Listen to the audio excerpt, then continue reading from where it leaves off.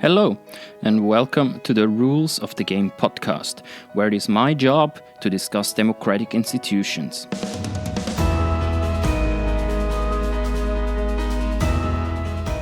What most people think of when they hear deliberative democracy probably are citizens' assemblies. Deliberation is the process of thoughtfully discussing a specific topic, weighing different options, and using logic and reason to form opinions within a group that then may lead to a decision or a consensus. With Ian O'Flynn, I discuss various forms of deliberative democracy, from parliaments to deliberative polls to citizens' juries and the most well-known citizens' assemblies. Deliberative democracy was first discussed in the context of representative democracy, our parliaments. Yet more recent concepts of deliberative democracy have been developed by political scientists that are best summarized as mini-publics. The most common characteristic of mini-publics is that participants are selected based on sortition, that is, a random selection of people from the entire population. The randomly selected people then come together to deliberate and possibly make recommendations to the government. Ian has conducted extensive research both on deliberative and participatory democracy. He explains the various challenges and opportunities of mini-publics and how they can fit in the wider context of democracy. Mini-publics may likely further develop as an institution of modern democracies, complementing representative and direct democracy. Ian O'Flynn is a senior lecturer in political theory at Newcastle University, and he holds a PhD from the Queen's University in Belfast.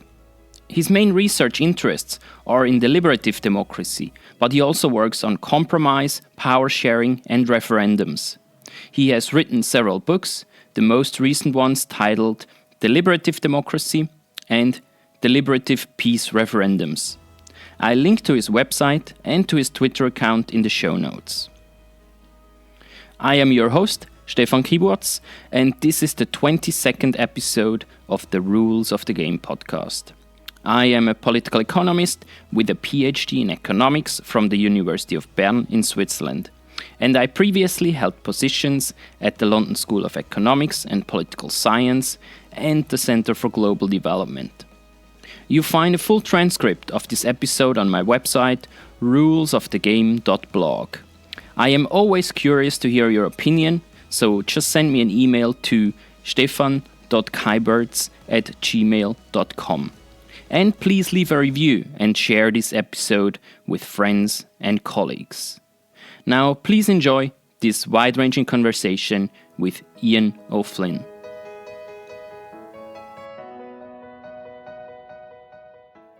Ian O'Flynn, welcome to the Rules of the Game podcast. I'm very happy to have you on the show. It's my pleasure. Really looking forward to talking today, Stephen. My first question, as always, is what is your first memory of democracy?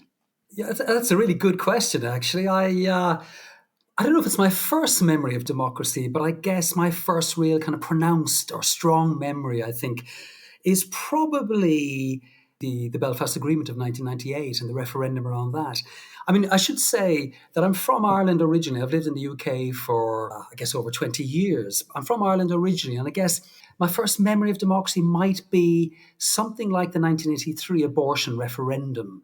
I mean, that was a very interesting one in Ireland. It really was, I think it was held so that in a way that social Catholicism could reassert itself in Ireland. I don't have a great memory of it. I would have been about 15, 16 at the time. I don't have a great memory of it, but I knew that something very, very important was happening. I guess my first clear memory of something very, a really important democratic moment when I had a clear sense of what was going on was probably the Belfast Agreement in 1998 referendum. I mean, it was passed by 90-odd% in the south of Ireland and by about 70% or so in Northern Ireland. I mean, it was a hugely significant event because it was a mass statement to the effect that, look, we've had enough of this conflict. 30 years, over 3,000 people dead. For democracy through a referendum, the signal, we've had enough. We want peace. We want power sharing. I mean, this was an incredibly powerful, important moment, I think. So it's not my earliest memory, but I think it is the one that to this day continues to stand out in my mind as perhaps, certainly the part of the world that I'm from, probably the most significant memory that I have of democracy in action. And was that significance and that power that you felt, and also that decision by the people, did that influence that you later on started studying direct democracy and deliberative democracy, and also to do research? You have written a bunch of books about these topics and a lot of journal articles. So was that really the starting point of that journey? Maybe. I think it was part of it, I think. So when I left school originally, I studied music. I had these ideas I wanted to be a musician. And in my mid-20s, actually, I went back to university and did a degree in philosophy. And that kind of morphed into an MA in political philosophy. And I became particularly interested in the works of Jürgen Habermas. So that's really how I came to deliberative democracy. So that was around that time. Then I went to Queen's in Belfast to do a PhD in political theory, again on deliberative democracy, although this time on multiculturalism. And what was interesting, I remember when I was having my viva, my PhD was examined by Albert Wheel, a very well-known, highly respected British political theorist. And he asked me at the end of all of this, so this was about 2001, 2002, so again, we're already a couple of years past it. And Albert asked me, he said, why are you writing about deliberative democracy and multiculturalism when you live in a deeply divided society? Why aren't you doing something around, well, deliberative democracy and deeply divided societies? Why aren't you doing that? It seems so obvious. Because, of course, there were many people writing on deliberative democracy and multiculturalism. But at the time, pretty much nobody was working on the prospects or implications of deliberative theory in particular. For example, thinking about institutional design, for example, thinking about how power sharing or referendums or whatever, how institutions could be guided, institutions in divided societies could be guided by deliberative norms.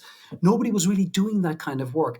And to be honest, despite the fact that I was living in Belfast during this hugely, well, I guess it was an upheaval, but a positive upheaval, I guess, with lots of bumps along the way. And yet, in a way, it never occurred to me. It was only at my PhD viva when Albert Wheel asked me why I wasn't doing this work that I kind of stopped and said, you know what, you've got a point. Why aren't I doing this kind of work?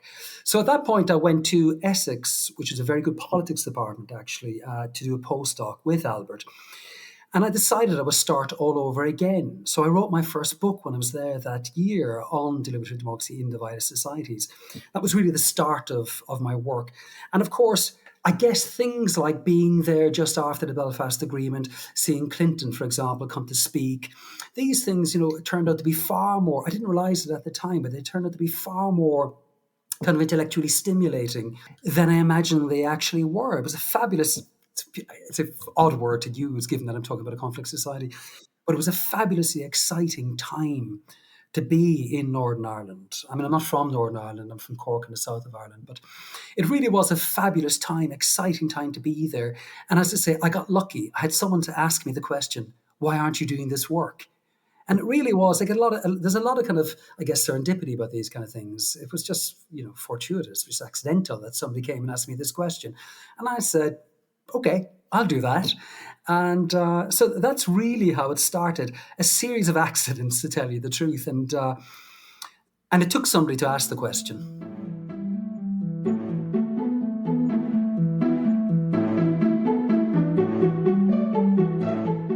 And since then, obviously, you took the question very seriously. You asked yourself a lot of questions about deliberative democracy, participatory democracy, and all the different institutions that are building that type of democracy. And so I think what people who haven't heard a lot about deliberative democracy, what people maybe more likely have heard about are citizen assemblies or also deliberative polls.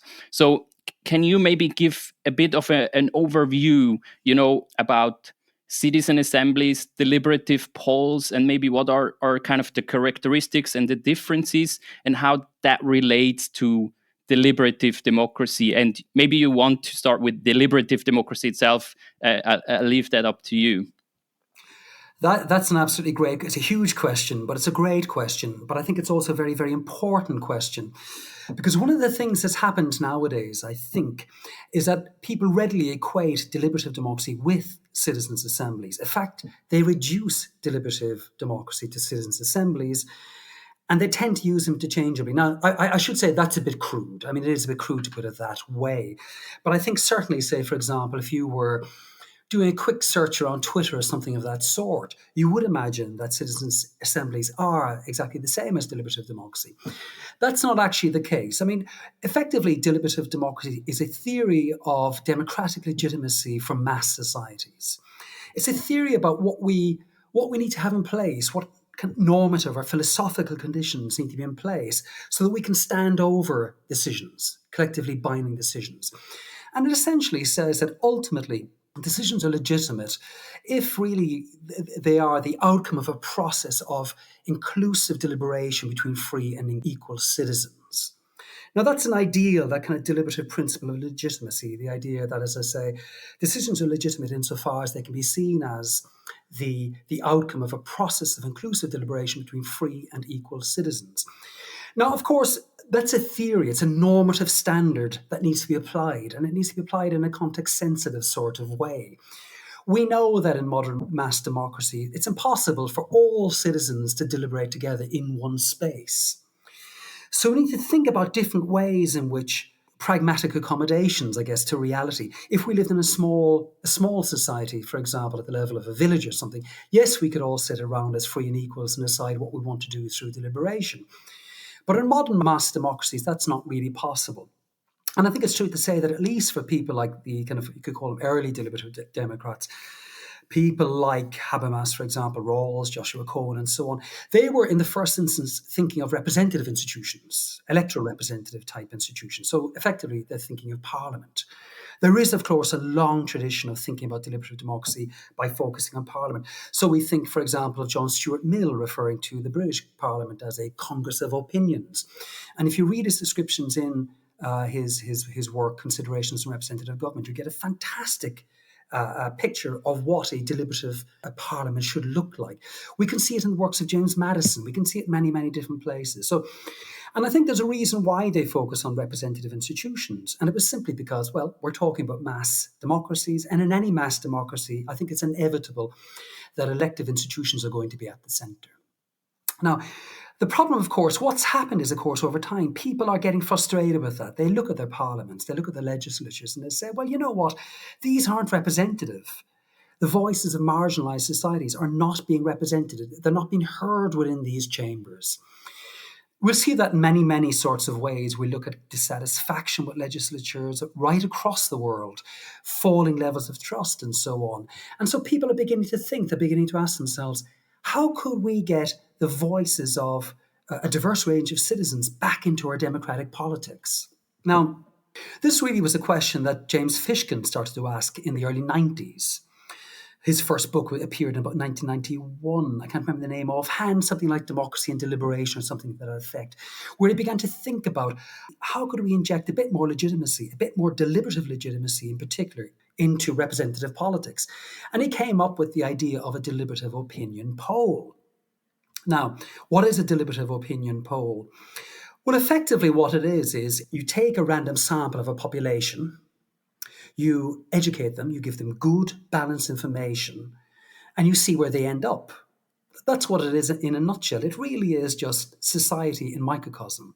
Jim Fishkin wasn't the first, of course, to think of this idea. His own teacher, Robert Dahl, of course, suggested the idea of what he called a mini populace back in 1989 in his book, Democracy and Its Critics. But of course, long before that, people pointed back to the ancient Greeks and the Assembly and the Bull and the rest of it. So it's not a new idea, but certainly from the 90s on, people begin to start to think about, okay, we want our parliaments to be deliberative, but we also want to make space for people also to have their voices. And so Fishkin came along with this idea of a deliberative opinion poll. Now, I should say, of course, people have been doing this anyway in the broader society. Many civic organizations have been doing this. Many participatory deliberative democrats have been doing this for a long time anyway. They haven't necessarily given it a posh name or talked in terms of kind of complicated statistical sampling or anything of that sort. These are not new ideas, but certainly within within the academic literature. From about the 90s on, Jim Fishkin comes along, he starts to talk about these mini publics, and in particular this idea of a deliberative opinion poll. Now, you may wonder, why is he talking about an opinion poll? But the starting point for this was simply to say, look, we have all these opinion polls running all the time.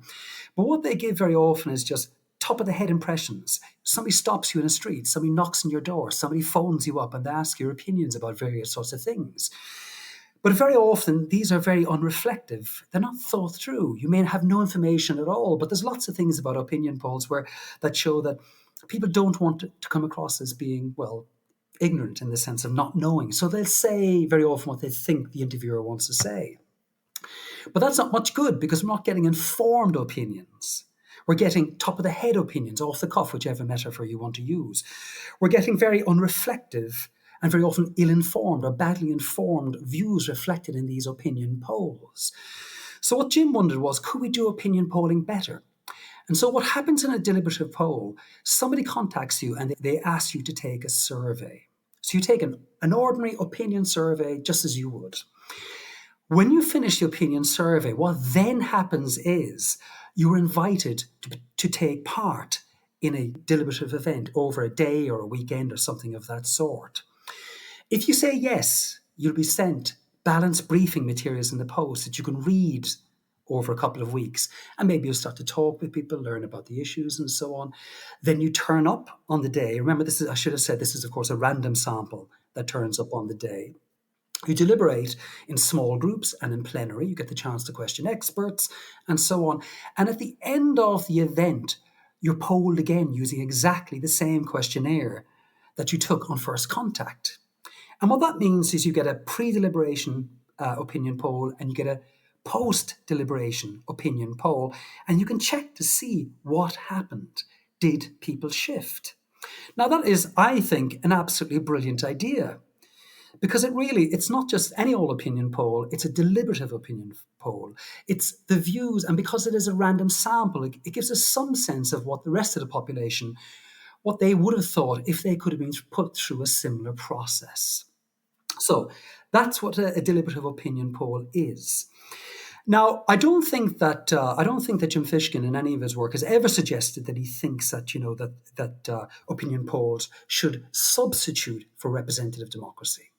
Jim hasn't focused on reforming Parliament or legislature so that they might become more deliberative, but he certainly thinks that deliberative opinion polls could play an important role in improving public opinion. It can make a major contribution to deliberation in the public sphere, but also ideally it should be taken up by elected representatives as well as part of their deliberations. So it's really a way also to get more profound opinions by the citizens, right? In that sense, if we just look at deliberative polls. Absolutely, that's what it is. Because, again, it's about legitimacy. You can stand over this and say, look, these aren't just public opinions. They're the opinions of a random sample, hopefully a highly statistically representative sample of the population that in some sense can stand in for the population. So it tells us a lot about what the population might think under very good conditions. And that's very rare. We obviously can't put the entire population through an experiment of this sort, but we can put a statistically representative sample through it, and it can give us some sense of what the population might have thought under similarly good conditions. That's very useful to know. That is something that our legislatures, that our elected representatives should take seriously. It's something our media, our newspapers and so on, they should take seriously. It's something that the public sphere, televisions, everything, we should take this seriously. There are large questions, I'm sure you're going to ask me about that in a minute, but whether these kinds of mini-publics should have decisional authority, whether we should allow them to decide on our behalf. I don't believe that to be the case. Nevertheless, I think they can play a very, very important role in providing a very, very valuable perspective on people's views, people in general's views. That's really important. So if anyone has been looking at my Twitter feed, they may say I'm very, very critical of these things. I'm not actually. Well, I am critical of their use and the way in which they're represented, I think. But I'm not critical of the idea itself, which I think is a very, very valuable one and an important step forward in thinking about how to kind of reinvent some maybe perhaps even resuscitate democracy. That's very interesting. And maybe I can quickly summarize how I see what you just said. So we started with a deliberative type of democracy, but among elites, right? Among representative democracy, which were, especially in the early days, I guess, quite a small group of society that had a lot of knowledge and that were described by John Stuart Mill or Habermas in the sense that we have pretty good deliberation, I guess, in parliaments. But so the deliberative polls were really an instrument, or are an instrument, to also inform representative democracy about opinions by the citizens and how a random sample of people, how they process information given to them and how that shapes their opinion. So are citizen assemblies then kind of an evolution of deliberative polls that are more institutionalized? Would you agree with that statement, or what is the difference then between citizen assemblies and deliberative polls? So, what's unique, I think, about a deliberative poll is really the pre-test and post-test questionnaires. Now, basically, there are lots and lots and lots of types of, let's use the word mini-public instead. A deliberative poll is a type of mini-public. Mini-public here is just this idea of microcosmic democracy, this idea of random sampling. Citizens' assembly are a type of mini-public. Citizens' juries are a type of mini-public. There are many, many different kinds. They also overlap in many, many different ways as well. Sometimes it can be hard to tell, which is which. Really, the deliberative poll can ideally would have about 250 participants or so.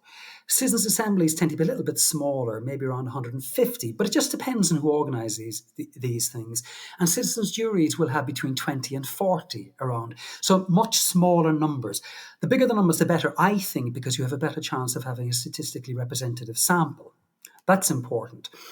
The other important thing about this is that citizens' assemblies tend not to, certainly the Irish ones didn't, tend to use a pre-test questionnaire and a post-test questionnaire. So they're not actually tracking opinion change in that sense. That's important. Traditionally, insofar as there is a tradition, citizens' assemblies tend to run for a very, very long time. If you think back to the British Columbia Citizens' Assembly and electoral reform, that ran over the best part of a year. I think the Irish citizens' assemblies have also run around 9 months or so, 9 months to a year. So they run for a very, very, very long time. With the same people, right? With the same people, although I should say, certainly in the Irish case, the problem is there are issues around retention. The same people don't turn up necessarily every time, and that's a problem because the idea is that the same people are meant to go through a very long and extensive educative process. But if people drop in and out, you've got issues.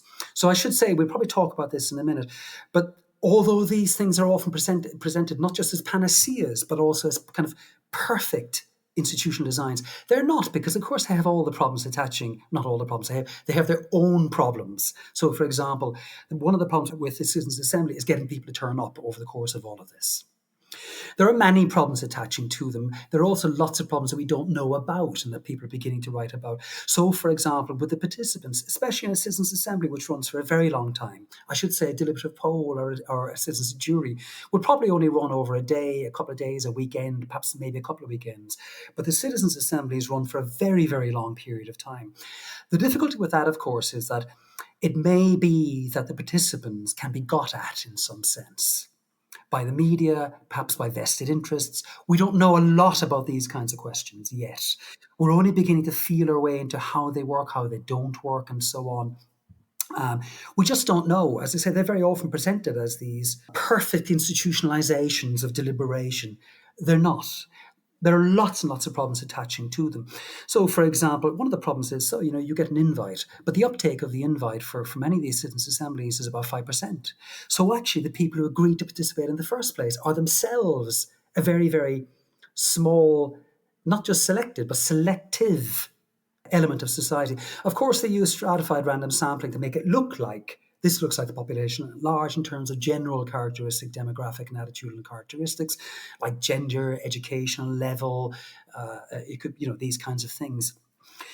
But, if you're only getting 5% of a population of those you invite agreeing to participate in the first place, the chances are you're going to be missing quite a lot of people.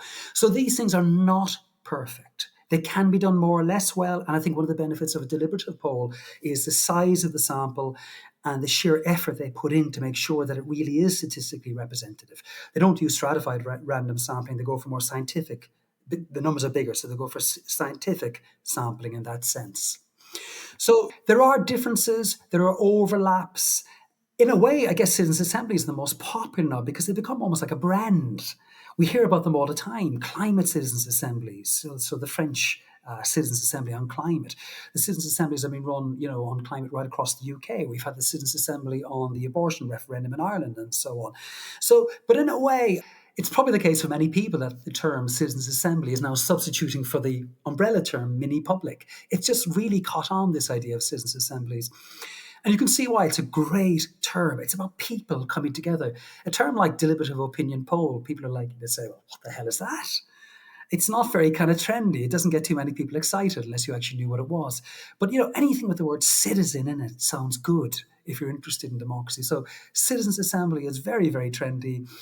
It's a type of mini public. It shares much in common with deliberative polls, much in common with citizens' assemblies, citizen juries. But there are lots of subtle differences that may make more or less big differences along the way. It's interesting because in Switzerland, I would say the term citizens' assembly is way less known. Political scientists, of course, they have taken up these discussions, and there is research on those citizens' assemblies. But I think to most people, they're probably less well known. I think the reason also being that direct democracy is very strong in Switzerland at all levels of government. So even in many municipalities, you have like 2 times a year, you have a municipal assembly, which is kind of a citizen assembly because anybody can go. It's not a sortition or a random sample. No, anybody can go and vote and decide on issues that affect the municipality. And so I think to me, it was always like our municipal assemblies are essentially citizen assemblies, but it's like a full sample, which is kind of an interesting alternative. And sometimes also I have shown some confusion because I said our municipal assemblies are citizen assemblies. So what would be interesting to know is, for you, what would be the optimal implementation of such mini publics, and where do you really see the limitations, especially in terms of institutionalization? What can they do and what can they not do? Again, I mean, that's a really important question, a very tough one to answer. So there are a range of different views about where they should be located within the broader political system. There are some people on the more extreme end who would like, I think, to, in some sense, replace electoral representative democracy with citizens' assemblies. Now, I think that's a very bad idea, actually. And one of the reasons I think it's a very, very bad idea is because really you're talking about a random sample of a population. Now, if you're sampling a population, the problem is it's a tiny proportion of an overall population. If you have a population like the UK here, 60, 70 million, and you bring together 150 people, now I don't know, I can't do the maths quickly enough, but what percentage of 70 million is 150? The fact of the matter is the vast majority of the population will be excluded from participation. So while it is true that they may be statistically representative and inclusive in that sense, in real terms, the fact is far too many people will be excluded. Now, people who advocate that kind of position say, yeah, but it's not just sortition. It's not just a lottery. It's not just a random sample. It's a lottery plus rotation. But the fact of the matter is you would want to hold an awful lot of assemblies to give everyone a go, even once in their lifetime. So I think that is deeply problematic because, democracy means rule by the people. It's about the demos. It is about popular legitimacy. It's about people authorizing government to do its thing, whatever form of government. The tricky thing is if you only have citizens' assemblies, the vast majority of people do nothing ever in their lives. They simply wait on their numbers up. It's like waiting to win the lotto. You might win the lotto, you might not win the lotto. But for the vast majority of people, well, you don't win the lottery. You will never be called upon to participate politically. That's a massive problem for all sorts of reasons. It's a massive problem in principle. Why would you think that's good for democracy to exclude the vast majority of the people, despite all these claims about statistical representativeness and, how smart people's algorithms are and so on? The fact of the matter is they're highly exclusive, even if you allow for a process of rotation over time. That's really worrisome. It's worrisome in principle, I think, because it offends key democratic principles of inclusion and equality. I think but it's also very important, I think, from a more pragmatic or empirical point of view, because, we want people to feel motivated. We want people to feel a sense of allegiance to their democracies. We want them to feel motivated to carry the burdens of participating in political life. And of course, this is a very important theme in participatory democracy. If we want people to reciprocate benefits and burdens, which is what you have to do in a democracy. You have to do that freely. Of course, a dictator can simply force you to pay your taxes or do military service, whatever it is. But that's not true, of course, in a democracy. We have to find some other, at least it's not true in principle. We have to find some other motivation. And of course, as participatory Democrats have argued for, well, right back to John Stuart Mill and back to Rousseau, I guess, well beyond that. Political participation, going back to Tocqueville, for example, is really a school for democracy. It motivates people to care about the causes that affect us all. The problem is, if you just institutionalized mini publics or citizens' assemblies, you really treat ordinary people as little more than kind of cannon fodder or something of that sort. You feed them into an algorithm every so often, and some of them will come out the far end, others won't. That is no good for democracy. It completely, I think, robs democracy of the motivational basis, the kind of civic spirit and motivation that I think democracy really needs, and that I think participatory democracy is, I think, very, very alive to. And of course, you've mentioned Switzerland, these open air councils. You've mentioned the long traditions of Swiss use of referendum and so on and so forth. That is much more towards the participatory side of it, where people genuinely feel they can have a say in the rules under which they have to live. I would find it very offensive to be told, you don't need to do anything. We've got somebody who's like you, who's got, grey hair like you, who, went to the same kind of school as you and so on. It's okay. He will speak on your behalf, or she or they, whatever it is. You just sit back. It's okay. We've got this covered. That is not democracy in my view. So that was a very long answer. I would like to rule that out. I think that is implausible. I think it'll never happen. I think all the worries about capture and all these other kind of things will kick in. I think we'll have severe problems, really. I think it's a disaster of an idea, and I think it's fundamentally undemocratic. That's putting it very strongly, but I think it's a lousy idea. That said, if I may go on, I don't know, Stephen, if you want to. Yeah, sure. No, I just wanted to quickly say that we have a hard time having representative politicians speaking on our behalf. I mean, at least I sometimes have a hard time because I think like I would know it better or whatever, I should be there, right? I could run for office, of course. But obviously you have the same kind of mechanism that if somebody else would be randomly selected and speaking on your behalf, you're never really satisfied because you want to give your opinion too, because your life, your experience, your knowledge, is valuable. And I think we should value all that knowledge that is among the population. And those who want to contribute, those who want to, be creative in providing solutions, they should be allowed to, right? And if we have a pure sortition mechanism, then that is clearly not the case. No, that's an absolute problem, a huge problem. You've mentioned a couple of other things that are very important. It is true. We look at, say, for example, here in Britain. I mean, you look at Westminster. You look at the Parliament here. I mean, who do they look like? Well, they certainly do not look like the population at large. Now, should we worry about that? I think we should, for all the reasons that you've said. But however, one of the things that bugs me about the way the theory that I've invested all these years studying, deliberative democracy. It's a broad theory, but it can inform not just things like mini publics or even, for example, parliamentary reform. There's some very good work being done at the moment around reform of the committee systems within parliaments or legislatures to make them more deliberative. Great work being done here.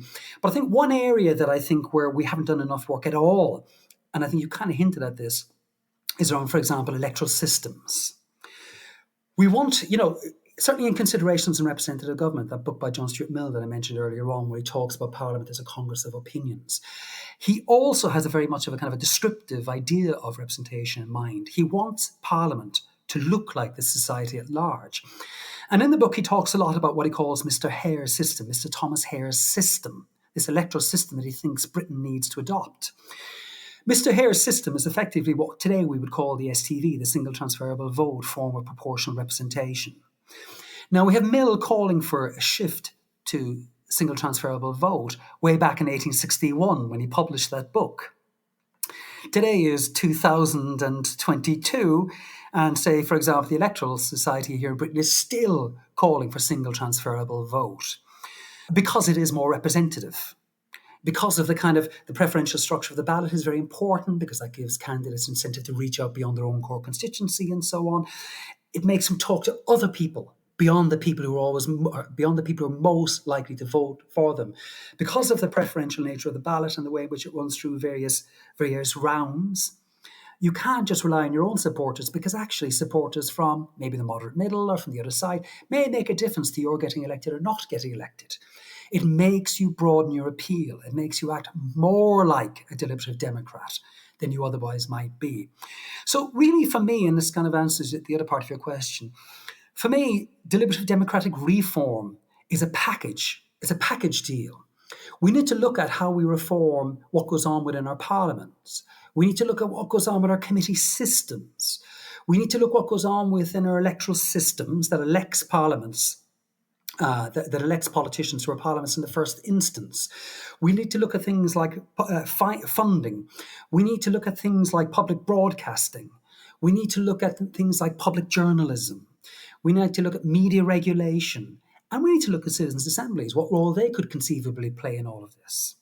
We need to look at support for referendums, education for referendums. We need to look at the mix between citizens' assemblies and referendums, the so-called citizen initiative review type model.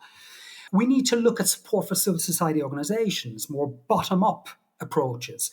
So we want to broaden out inclusion. Now, I should say, somebody we mentioned earlier on, again, there's nothing new in any of all of this. If you think back to, say, Habermas's work, for example, on the public sphere, anchored in the institutions of civil society, Habermas talks about what he terms a two-track model. He distinguishes between strong and weak public. So really, government makes decisions, fair enough. But government must be open and porous to contributions from civil society. He thinks that civil society, it shouldn't just be any old public opinion that's generated within civil society. It should be informed public opinion. Now, that's an obvious in for thinking about citizens' assemblies.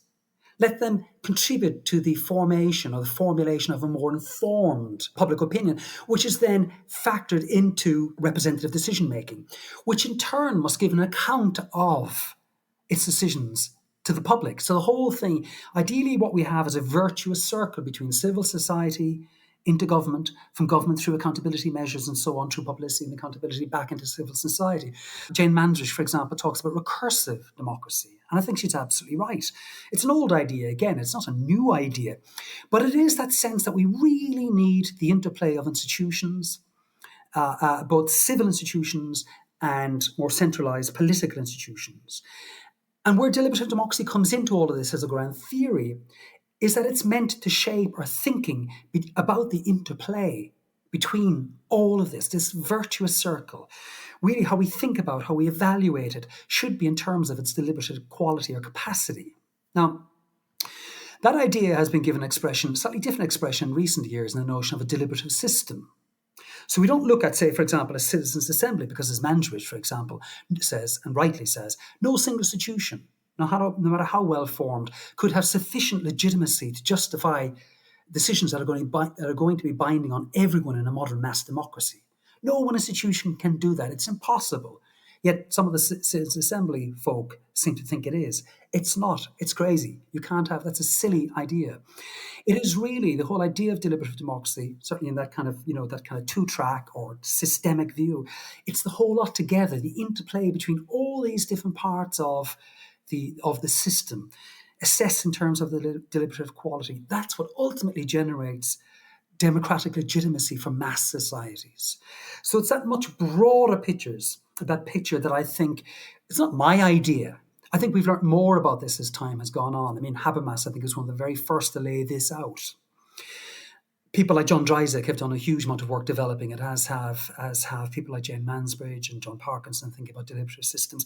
So we've been developing this over the last 20, 30 years. What makes it really, really odd and weird then is this shift towards citizens' assemblies. These people coming in and thinking that it's some sort of panacea that can ride to the rescue. It's dubious in practical terms, it's dubious in institutional terms, it's dubious in legitimacy terms, and it's just not terribly democratic. Now, I must say, I think they are a fantastic innovation. I would like to see more of them. I would like us to learn more. I would like us to think creatively about where they could be inserted, how we can publicize what they've done, how we need to think more about what exactly is the democratic character of their legitimacy, or the legitimacy characteristics that they have or don't have, and so on. There's loads of philosophical questions yet to be asked about them. There are loads of practical questions about them, but they are very important. But I think it's crucial that they are seen as but one cog in an integrated system that requires, obviously enough, a systemic view to see how all of this fits together. Now, interestingly enough, the difficulty, of course, is how do you measure this stuff? How do you track this stuff? How do you get a handle on it? These are massive questions.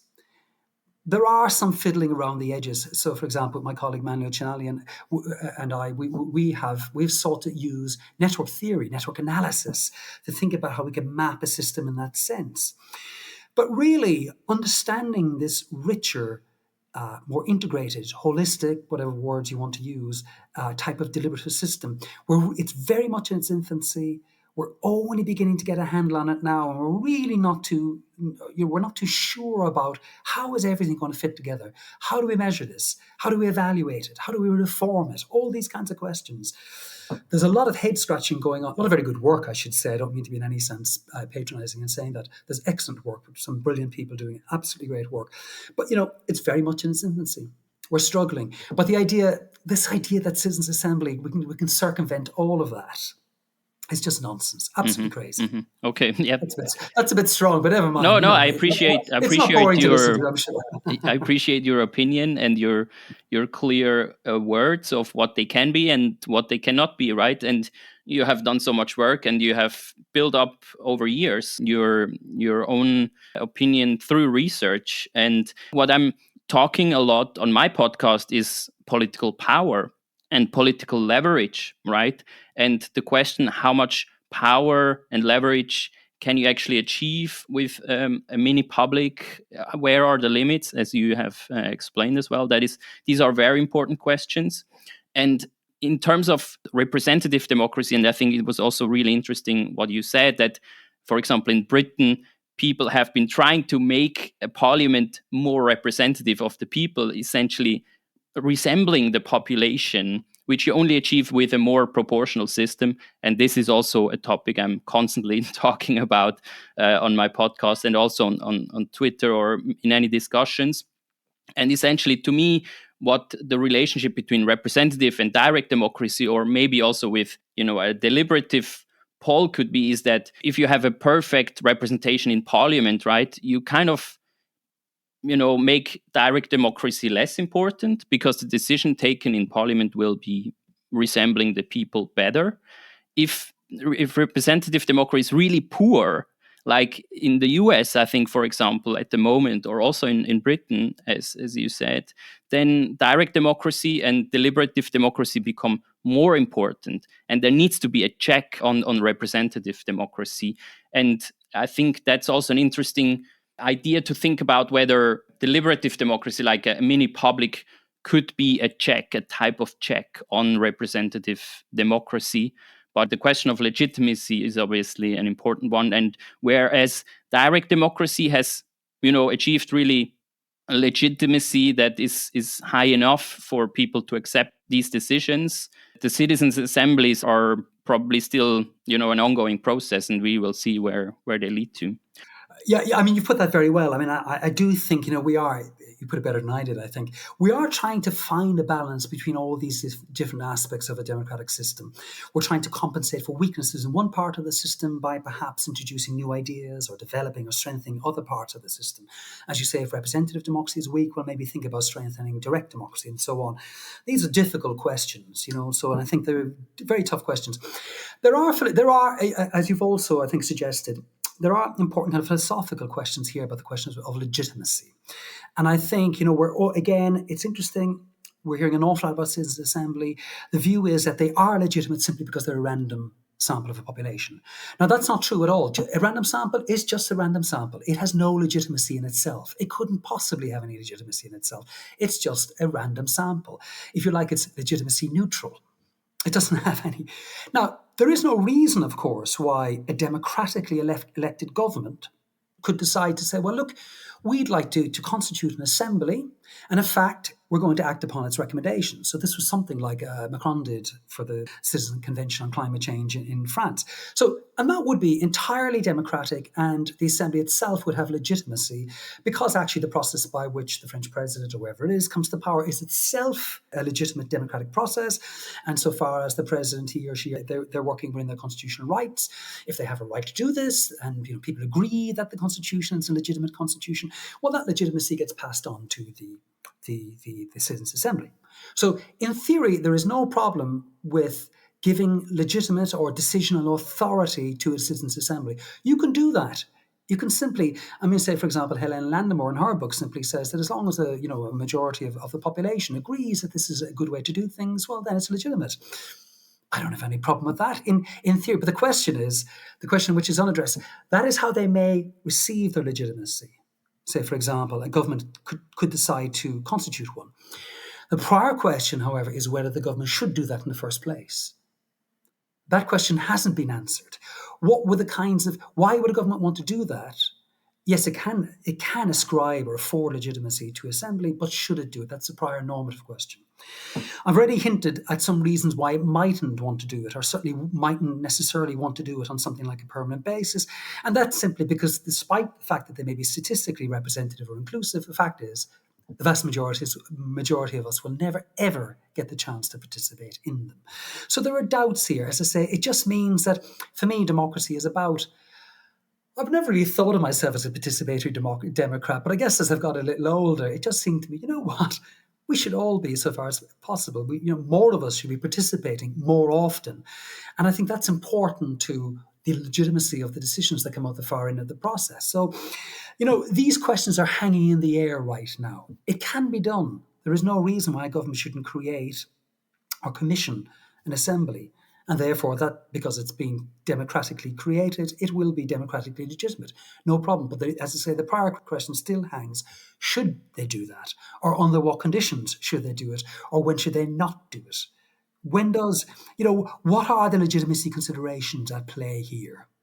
Yeah, I totally agree with that point. And also there is a parallel to direct democracy in that way that, a top-down referendum is a different thing from a bottom-up process, right? And also I have written a blog post on principles of direct democracy where we describe that actually initiative should be bottom-up, should come from the population. Because if they're top-down, for example, by the president or the prime minister, then they are used for agenda setting, right? And it's, again, a tool that is used by power, by the center of power, to make people talk about some specific topic. But then the problem is of the agenda setter, almost like a dictator saying what people should talk about and not bottom up. So I think the legitimacy would be way stronger if it came from within the population. That's absolutely right. I agree with that. It's a massive issue here. Very often citizen assemblies, of course, are top-down. And one of the reasons why they are top-down is because they're incredibly expensive. I can't remember if I mentioned, but early, back in 2007 or so, I worked with Jim Fishkin on a deliberative poll in Northern Ireland on the vexed question of education reform. We spent, now this is 2007, so you're talking 15 years ago, we spent 150,000 British pounds on that one-day event. Let that sink in, £150,000. Now, you may say, the grander scheme of things, a government budget is whatever billion. Perhaps this is a drop in the ocean. Yes, that's fine for the government, but if you're talking about bottom-up processes where you want people to kind of mobilise around these kind of things, you have to be very wealthy to actually pull these things off. It's very, very difficult. It can be done, but it's a lot of money. The other thing about them as well that you must remember, let's say you want a bottom-up one, things like, I'm not a statistician. I have a rudimentary knowledge of statistics, very rudimentary, I should say. But you must remember the problem is to do these things properly, citizen assemblies, your stats have to be very, very good. If it's not statistically representative, If it doesn't look like the broader population, or it's open to criticism on the grounds that you've cut a few corners here or you've missed certain kinds of groups, the problem is the legitimacy of it will be attacked by people who want or who have a vested interest in attacking the outcomes of these kinds of things. So you need a lot of money, you need a lot of expert knowledge to actually create these things and do them well. You need, a motivated population. And that goes back to the legitimacy question, because I think the idea is one of the reasons why people would like to see decisional authority, decisional power afforded to these assemblies, because it may give people more incentive to get involved. Now, say, for example, in deliberative polls, people are paid for turning up. It's a very small honorarium usually, but they are given some money. It's also filmed, so for example, the one that we did in Northern Ireland, that was filmed by BBC and made into a half-hour documentary. So I guess, there's incentive for people to participate because, they get their moment in the sunshine. That sounds terrible, I know, but, it's just nice. I'd like to be on television sometime, thanks very much. Sure. So there are, or, parents with healthcare issues or child rearing and so on. It's important that money is made available that they can actually find a carer for the day and participate. So, there's all these, the practicality is huge. The organisation that's required here is huge. But also you must remember, if you want government to act, and this is another kind of conundrum here, yes, we want bottom up, but if you don't have government buy-in in the first place, it's not clear why government would be prepared to act on any recommendations that come out the far end. You and I, let's say you and I, somehow we find 150 grand, just walking on the street, and we say, this is great, let's run a citizens' assembly, it'd be fantastic. And we go around knocking on doors and we recruit people. But the government will say, well, fair enough, well done, nice and all that, but who are you? Nobody authorized you to do this. So in a way, this is why this is another part of the story for people interested in participatory democracy. Around, protests can often be a far more effective vehicle. I mean, we've seen countless climate citizens' assemblies now. They've done nothing. Nothing has happened. Macron made all these fantastic promises, but he didn't act off the back of any of them. I'm not, I have, things like Extinction Rebellion. That is not straightforward. Their behavior isn't straightforward and some of the claims they make isn't straightforward. But at the same time, you have to admire, people getting out into the streets. And I'm not counselling or suggesting that we should all engage in civil disobedience. I'm not suggesting that. I am saying that we need to think about these things because sometimes civil disobedience may be what's actually required to bring about effective change. Citizens' assemblies may not deliver on that promise. I don't know. I'm just putting that out there. I wouldn't want to stand over any of that. But again, there are interesting questions about, we've been talking about a lot of them, cost, practicalities, legitimacy, but also effectiveness. How effective are these things? Can they be co-opted by government? Look, I held a citizens' assembly. We've listened to the public. We've listened to you. We've heard. We're in listening mode. The usual kind of buzz phrases that you hear. So, but actually, they do nothing off the back of them. So the citizens' assemblies, climate assemblies here in the UK have had virtually no effect whatsoever. That's tragic. It is tragic. But it may be simply because citizens' assemblies are new. They're not very much part of our political culture, this background tradition. We're not used to them. There are opinion polls asking people, what do you think of citizens' assemblies? And they go, I love them, they're great. But if you were to stop and ask them what they were, they wouldn't. Again, this sounds terrible, but majority of them wouldn't know what they were. Anything with the word citizen and power or assembly is kind of, in people's minds, that sounds great. Yeah, I'll have more of that, please. Thank you very much.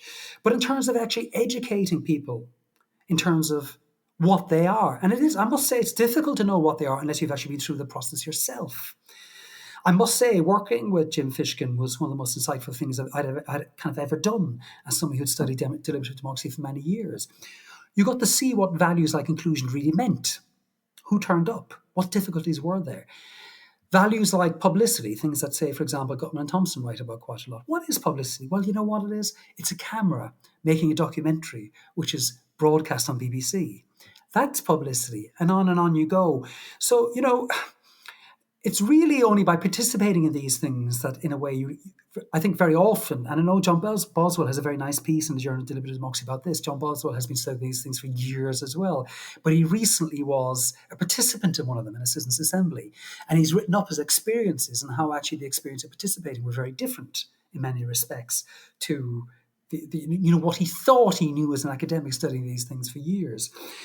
So again, there's a part of this is education. It goes right back to, this is a very grand thing to say, but right back to primary schools, secondary schools, and so on. we don't know what they are. And the difficulty is because the uptake is so poor and because participation numbers are so tiny, it's very hard to know how you would educate people into a proper understanding of what they are. It's really tricky, really tricky.